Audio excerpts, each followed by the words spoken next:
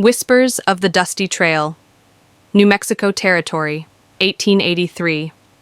The sun dipped low behind the mesas, spilling molten gold and blood red across the sky. Dust danced lazily through the dry air, settling over the quiet streets of Mesa Verde like a forgotten memory. The town was a speck on the vast desert, its wooden boardwalks creaking under the weight of long shadows. Clara Dawson stood alone outside the general store, her worn leather satchel hanging heavy from her shoulder. She was young, barely 20, but her eyes, a steely gray, held the weight of years she never should have known. Her boots kicked up grit as she waited, heart pounding beneath a skin toughened by hardship and heartbreak. She had come for one reason: her brother, who had disappeared months ago after a violent confrontation with the local outlaw gang. The men were ruthless, shadows of the lawless land that stretched beyond the horizon. No one dared cross them, and those who did rarely returned.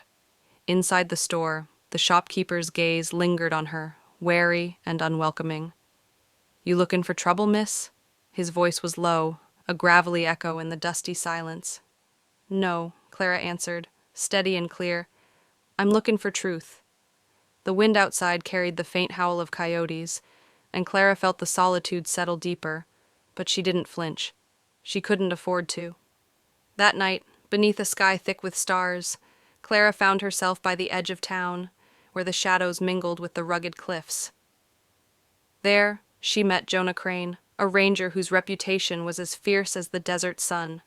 His weathered face and quiet eyes told stories of loss and survival, scars both visible and hidden. When Clara shared her tale, something shifted in Jonah's gaze, an understanding born of his own battles. "I know the kind of men you're chasing," he said, voice low and sure, "and they're planning something worse than you think."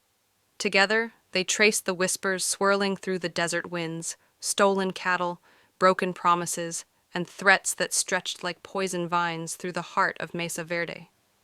As the days wore on, Clara learned to read the land as Jonah did, to listen for the crack of dry twigs, the distant gallop of hooves, the secrets hidden in silence.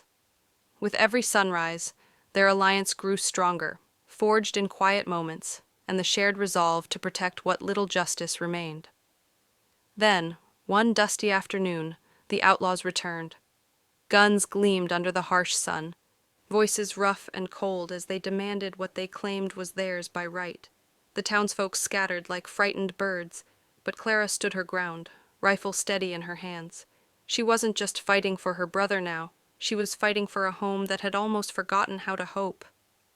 The battle was fierce, echoes of gunfire ringing through the canyons. Jonah moved like a shadow, sharp and calculated, while Clara's heart hammered with a mix of fear and fierce determination. When the dust settled, the town breathed a fragile new life. In the quiet that followed, Clara looked out over the rugged landscape and felt something new bloom inside her, a strength tempered by loss, a trust slowly taking root, and a hope that even the harshest desert winds couldn't erode. Jonah stood beside her, his eyes softer now, reflecting the same stubborn light. "We'll find your brother," he promised, "and we'll make sure this town remembers it's more than just dust and shadows." Clara nodded, knowing the road ahead would be long and uncertain. But for the first time, she wasn't walking it alone.